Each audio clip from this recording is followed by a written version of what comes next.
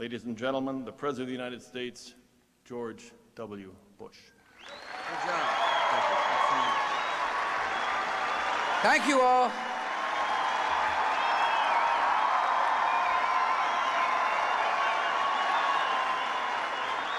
Thanks for coming.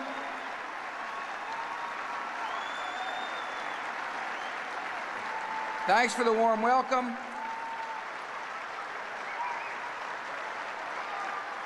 Thank you all.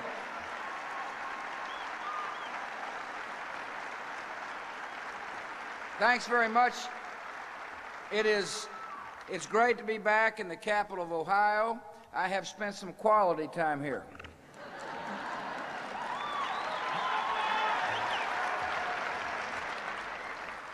I have a history in Columbus. My grandfather, Prescott Bush, was raised right here. And down the road, my maternal grandfather, Marvin Pierce, was raised in Dayton, Ohio. I had to bring that up, otherwise Mother would call me. I appreciate many of the great qualities of Columbus, Ohio. I appreciate the fact that you take your sports seriously. Got the mighty Buckeye football team.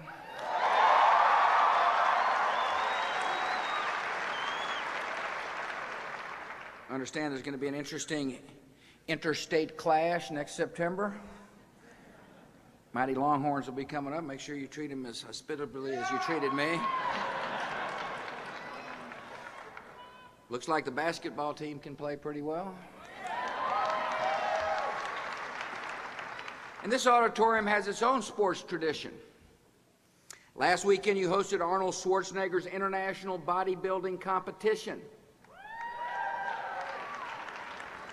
When the Vice President heard I was coming, he asked me to pick up an application form for next year's competition. Matter of fact, the last time I was in Columbus, I was introduced by Arnold. Yeah.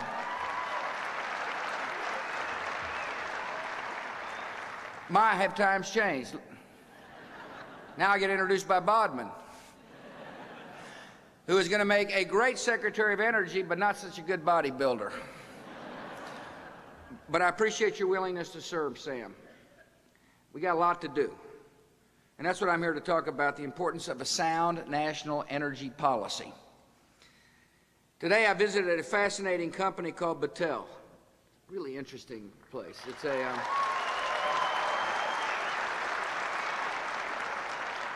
workers there have a motto. They call it the business of innovation.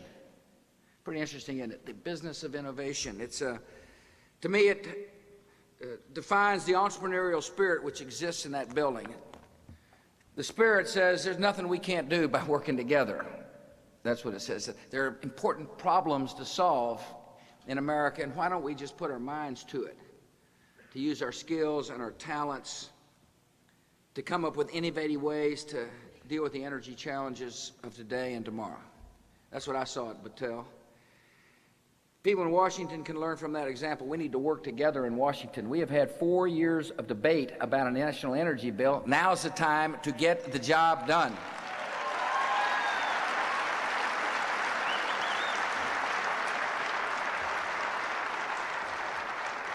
I want to thank the members of Congress who have joined us today. Pat Tiberi, appreciate you coming, Congressman, and Dave Hobson. Very nice of them to take the afternoon off. They flew down on Air Force One and they're flying back on Air Force One. It's a convenient way to travel, isn't it, guys?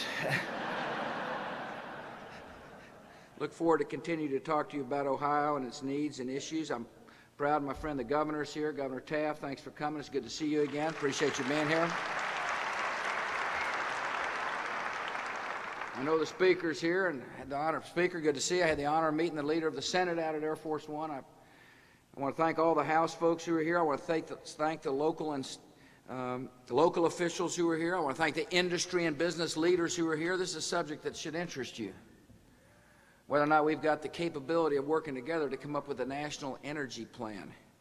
I want to thank the good folks at Battelle, Carl Court and Mort Collins, Bill Maeda. I want to thank all the employees who were so gracious to me and Sam. I want to thank Greg Frank. I want to Well, thank you all for coming. I appreciate your interest in your country and its future. Today when I landed, I met Betty Cheney. Betty is a volunteer with a local Big Brothers, Big Sisters program. She mentors a 5th grade girl. She takes time out of her life to make America a better place by lending her talent and love to help somebody. The reason I bring that up, there's a lot of talk about the might of the United States of America, and we are mighty, and we are influential. We'll keep using our influence to spread freedom and peace. We'll use our influence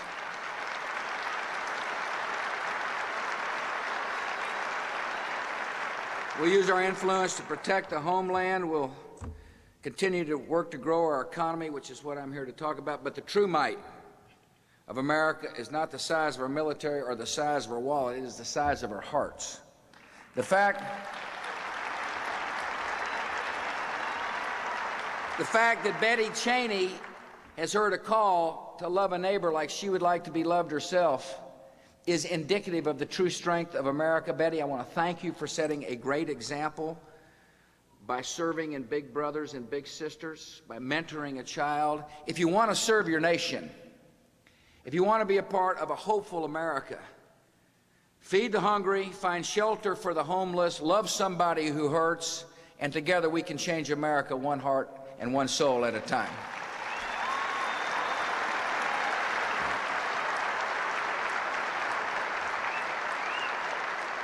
As the people of Ohio know too well, our economy has faced historic challenges. Over the past 4 years, we've had a stock market decline. We faced a recession, we had a terrorist attack, we've had ongoing war. But we've confronted those challenges head-on with good economic policy. And today, our economy is the fastest growing of any major industrialized nation. Last Friday, we got more hopeful news about the American economy. America created more than 260,000 new jobs in February. We have now added 3 million jobs over the last 21 months, and more Americans are working today than at any time in our nation's history.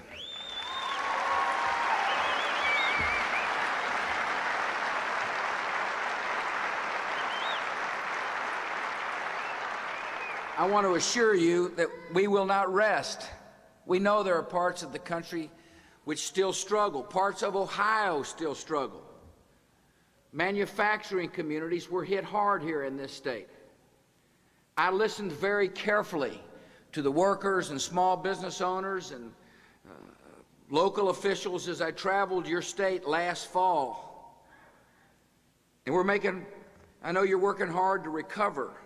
And there's some positive signs when it comes to manufacturing. Factory output grew at its fastest rate in 5 years. That's positive for workers here in Ohio. But there's more to do. This country must be the best place in the world to do business, to make sure that people can find work.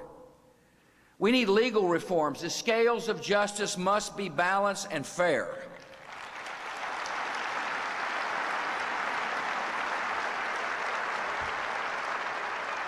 And we're making progress. I signed a class action reform bill which will help make sure that people aren't driven out of work.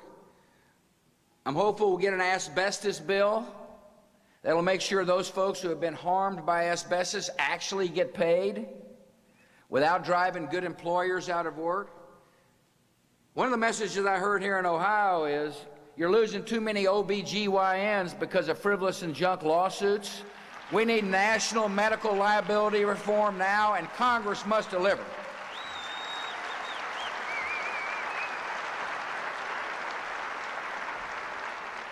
We'll continue to open up markets for Ohio products, but make sure the playing field is level.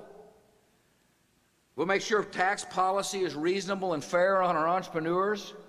We don't need to be raising taxes. Taxes need to remain low so people feel comfortable about investing. I'm going to continue to work on Social Security. Social Security is an important issue. It's an important issue because we've got unfunded liabilities that run in the trillions. This is debt to future generations of Americans, and unless we do something about it, we're not going to be able to pay for it without wrecking the economy. I want all seniors here and seniors listening to know that nothing will change for you. You will get your Social Security check. The government will keep its promise. I don't care about the political rhetoric. I don't care what the flyers may tell you or the TV ads. You're going to get your check.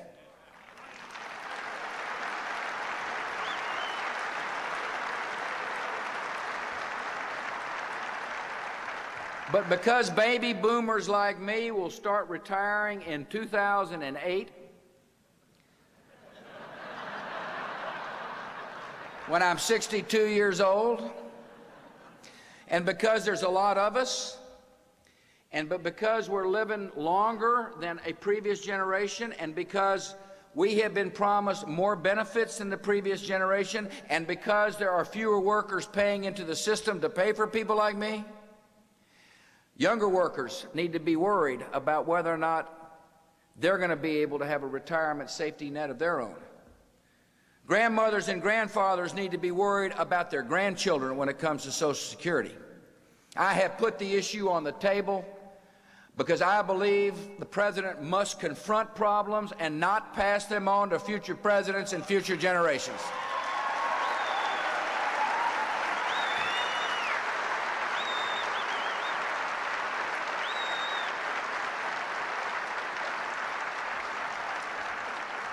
And I'm going to talk about this issue a lot. And I welcome Republican ideas and I welcome Democrat ideas. It is time for us to set aside the partisan bitterness of Washington, D.C., and come together and make sure there's a Social Security system for young Americans.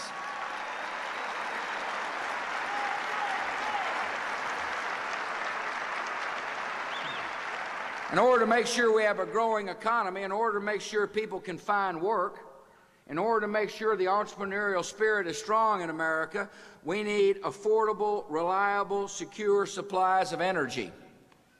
And that's what I want to talk about today. Everybody who drives a car or runs a farm understands the importance of energy.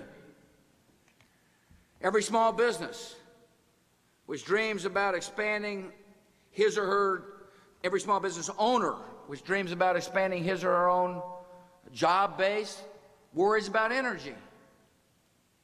Families worried about energy. And higher prices at the gas pump, and rising home heating bills, and the possibility of blackout are legitimate concerns for all Americans. And all these uncertainties about energy supply are dragging our economy. It is difficult for entrepreneurs to risk capital when they cannot predict the size of next month's energy bill. If small businesses have the choice between adding a new worker or keeping the machines running, they're not going to do much hiring. As you learned here in Ohio in the summer of 2003, it's hard to plan with confidence if you're not sure the lights are going to stay on. During my second week as president, as Sam pointed out, I put together a task force to address America's energy challenges. Energy consumption was growing, costs were rising, we had an unreliable power grid, and we were dependent on foreign energy. This task force sent back 100 recommendations to improve energy policy, and we put some of them into effect.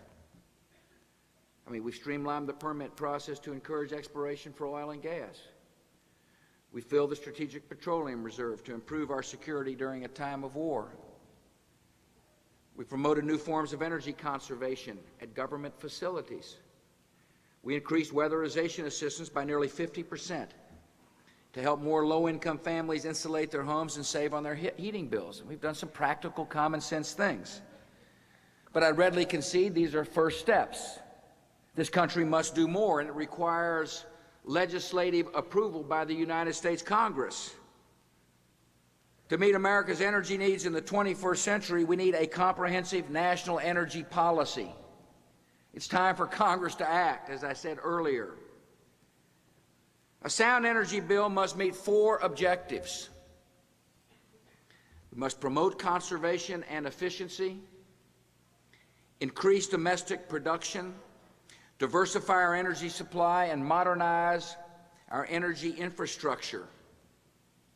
And as we pursue all these goals, we will also uphold our responsibility to be good stewards of the environment. First objective of a sound energy bill is to encourage the use of technology to improve energy conservation. We're constantly searching for smarter ways to meet our energy needs. We're constantly looking for new technologies to help Americans conserve. I mean, it makes sense, doesn't it? If you want to become less dependent on foreign sources of energy, we got to be better conservers of energy. The more we conserve, the less we use.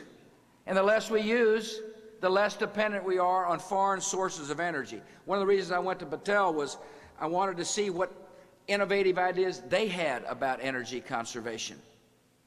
What were some of the true brains of America thinking about when it comes to encourage energy conservation? I saw an efficient, affordable water heater that extracts heat from the air and converts it into energy that can warm your water in the shower. See, that's energy conservation. The Department of Energy is supporting dozens of other creative technologies, just like that one, that will increase conservation. We're helping to develop lighter automobile parts that will save weight without sacrificing safety. That is a good way to conserve energy. We got flat panel computer screens that can operate around the clock and consume very little power. That makes sense. There's traffic signals that give off more light while taking in less electricity. Today, you can store your food in super efficient refrigerators that use less energy than a 75-watt light bulb. I mean, we're making progress about using technologies that will enable us to conserve. We're also applying practical technologies to help Americans make better choices about energy consumption. We want to help you make good choices so you become better conservers of energy. Devices called smart meters show how much energy you're using and then calculate exactly what that energy is going to cost you. Seems like a practical idea, doesn't it? Here's what you're using, and if you use it at this hour, this is what it costs. It'll help you plan. It'll help you better conserve. It'll give you incentives to turn off the lights the next time you leave the room. The federal government is helping consumers make wise decisions at the store by placing Energy Star labels on the most efficient products. If you're interested in joining in this important cause of conserving energy, look for the Energy Star label. I propose tax credits for drivers who choose fuel-efficient hybrid vehicles. We want to encourage you to make good choices. Innovators are advancing technology every day, and America needs to be on the world leader when it comes to energy conservation. Secondly, we need to encourage more energy production at home. If you want to become less dependent on foreign sources of energy, you need to find more energy here. The need is clear. Over the past 3 years, America's energy consumption has increased by more than 3%, yet our domestic energy production has decreased by 2%. That means we're relying more on energy from foreign countries. That's what that means. We now import more than half our oil from abroad. Think about that. More than half of the oil that we consume in order to maintain our lifestyles comes from overseas or abroad. And our dependence is growing. We're becoming more reliant upon natural gas, and a lot of it is coming from outside our borders. I believe that creates a national security issue and an economic security issue for the United States. And that's why it's important for us to utilize the resources we have here at home in environmentally friendly ways. Increasing our energy security begins with a firm commitment to America's most abundant energy source, and that is coal. Our nation is blessed with enough coal to last another 250 years. We've got a lot of it. In Ohio, you know the importance of coal firsthand. If you don't, listen to this. When you plug in a television or charge a cell phone or use electricity, there's a 90% chance that that electricity is coming from coal. Coal is at the heart of Ohio's energy strategy, and it should be at the heart of America's energy strategy. Coal presents an environmental challenge, and I know that. Most of Ohio's coal is high in sulfur, and that makes it harder for your good state to meet strict air quality standards. That's why clean coal technology is critical to the future of this country. It's critical to the future of the state. It's critical for the job creators of your state. It's critical for the working people of your state. It's critical for this country. When I ran for president in 2000, I pledged to invest $2 billion over 10 years to promote research into clean coal technologies. I kept my promise. My budget for 2006 brings clean coal funding to $1.6 billion over 5 years. And that puts us on pace to exceed my pledge by more than 50%. It's an important pledge because I believe by utilizing the brains of America, like those I met at Battelle, we can come up with ways to burn coal cleanly. And we're doing some interesting things.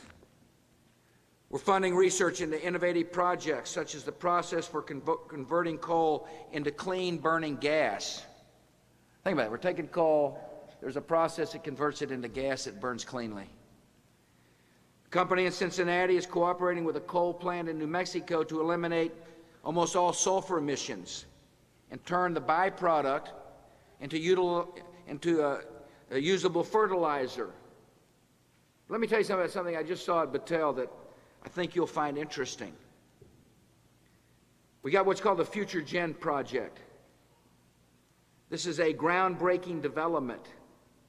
We're developing technology so that we can build the world's first coal-fueled, zero-emission power plant. I believe it's possible. I believed it was possible before I went to Battelle. Then I talked to the people who know what they're talking about, people on the front edge of research and development, and now I really believe it's possible. Someday, we'll be able to energize this country.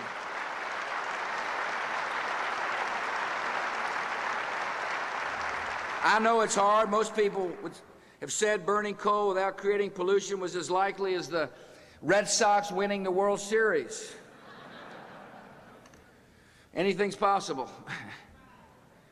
Clean coal technology will advance, and when it does, our society will be better off. We'll become less dependent on foreign sources of energy. To produce more energy at home, we need to open up new areas to environmentally responsible exploration for oil and natural gas, including the Arctic National Wildlife Refuge. That's called ANWR.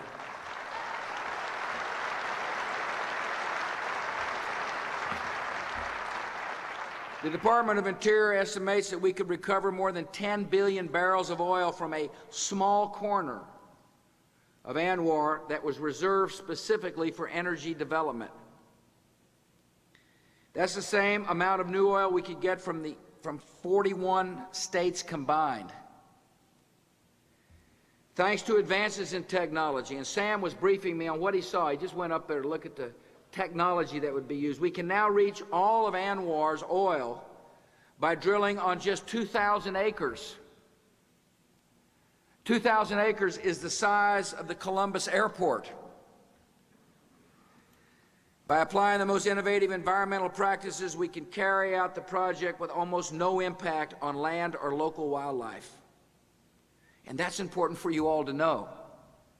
You see, developing a small section of ANWR would not only create thousands of new jobs, but it would eventually reduce our dependence on foreign oil by up to 1 million barrels of oil a day.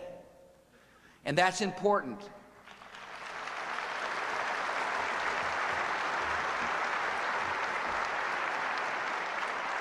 Congress needs to look at the science and look at the facts and send me a bill that includes exploration in ANWR for the sake of our country. The third objective of a sound energy bill is to diversify our energy supply by developing alternative sources of energy. If future generations can count on energy in many different forms, we'll be less vulnerable to price spikes and shifts in supply. To create more energy choices, Congress should provide tax credits for renewable power sources such as wind and solar and landfill gas. Congress needs to continue strong support for ethanol and biodiesel.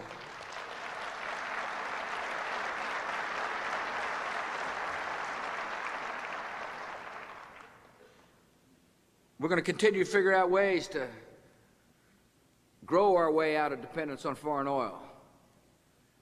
Someday somebody's going to walk in and say, "Boy, we got a lot of soybeans, Mr. President. And we're less dependent on foreign sources of oil because of biodiesel." To ensure a diverse energy supply, we need to promote safe, clean nuclear power. Nuclear power can generate huge amounts of electricity without ever emitting air pollution or greenhouse gases. America hadn't ordered a nuclear power plant since the 1970s. And it's time to start building again.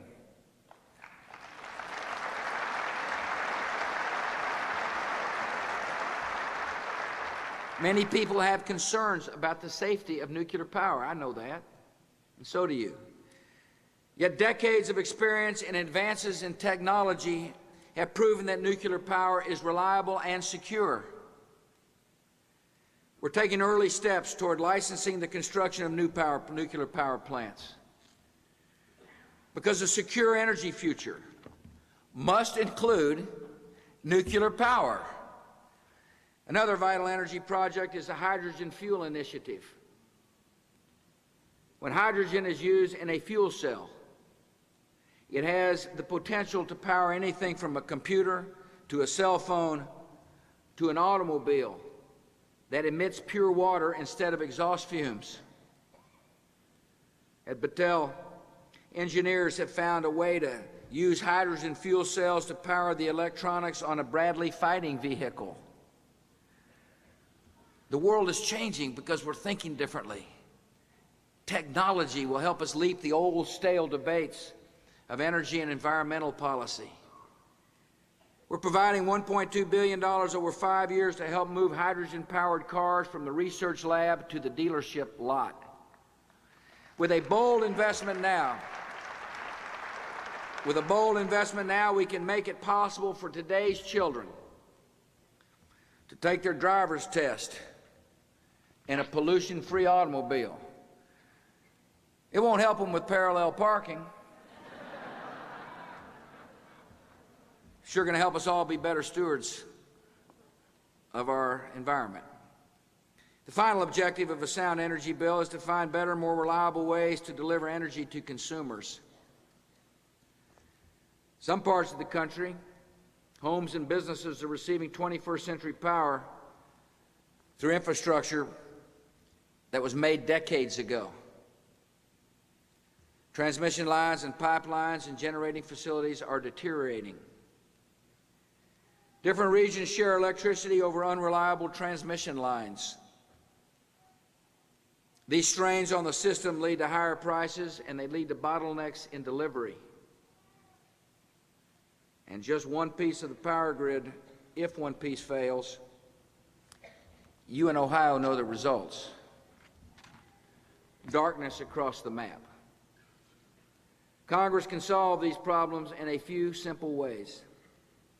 Current law makes it optional rather than mandatory for power companies to ensure reliability across the electricity grid. I mean, most of you consider it mandatory for the light to come on when you flip the switch. Congress needs to make sure that reliability on the electricity grid is mandatory, not voluntary, when it comes to our power companies.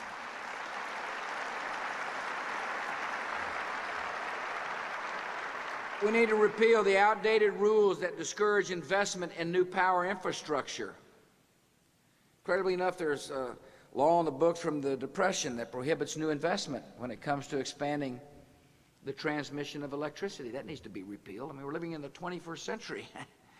We got a lot of work to do to make sure that we have reliable sources of electricity coming into our homes, into our businesses. We need to make sure local disputes don't cause national problems when it comes to developing an infrastructure. Federal officials should have the authority to site new power lines. Listen, we got modern interstate grids for phone. We got a modern connection with our highways. America needs a modern electricity grid, too, in order to make sure that we can compete in a global economy and in order to make sure people can find work. Now, as we grow our economy, and it's growing, and as we improve our energy supply, and you just heard a comprehensive strategy to do so, we'll also improve the environment. Too many people in Washington and around our country seem to think we have to pick between energy production and environmental protection, between environmental protection and growing our economy. I think that's a false choice.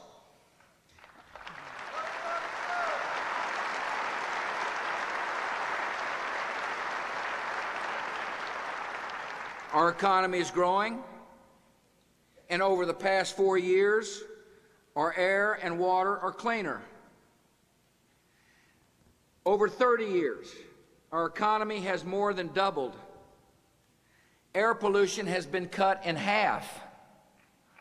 What I'm telling you is there are practical ways to work together, to use technology, to make sure we can maintain our lifestyles, improve our lifestyles for future generations, and be good stewards of the environment.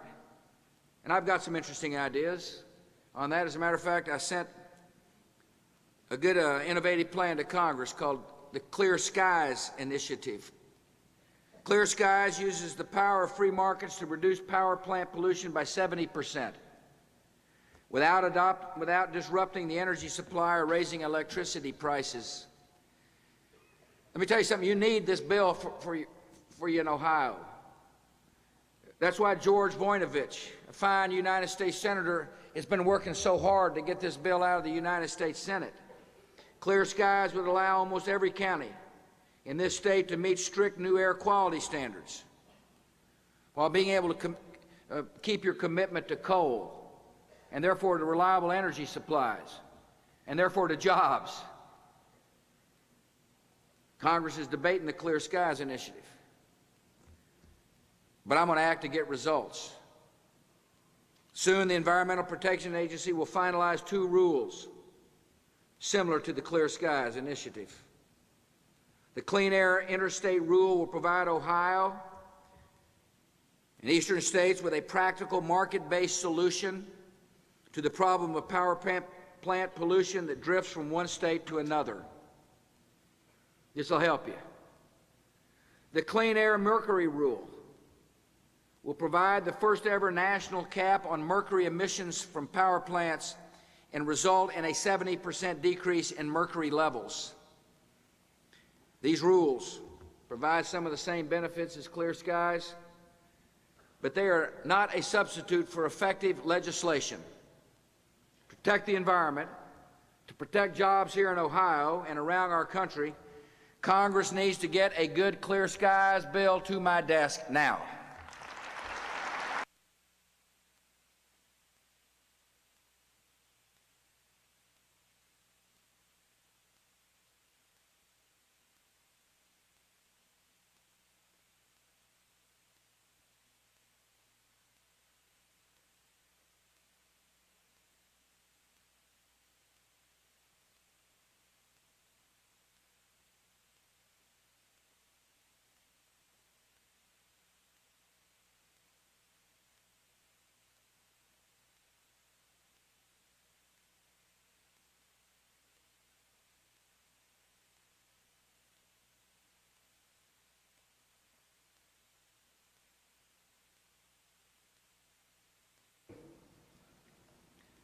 I'm counting on the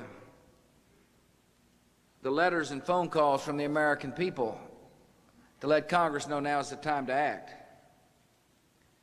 History has shown us that American innovation has never been short of supply. I mean, we're an innovative society. Think about how much life has changed for the better. I think about how much life will change for the better because of technology. And there's no doubt in my mind we can leave behind a better America. No doubt in my mind we can become less dependent on foreign sources of energy. There's no doubt in my mind we can live better lives through the use of new innovative technology. Again, I want to thank the entrepreneurs at Battelle, the scientists and thinkers at that important organization for showing me firsthand what's possible. I want to thank you all for giving me a chance to share my vision for sound energy policy, but hopefully you can get my sense of optimism about the future for our great country. There's nothing America can't achieve when we put our mind to it. It's an honor to be here. It's an honor to be the president of such a fabulous nation. May God bless you all.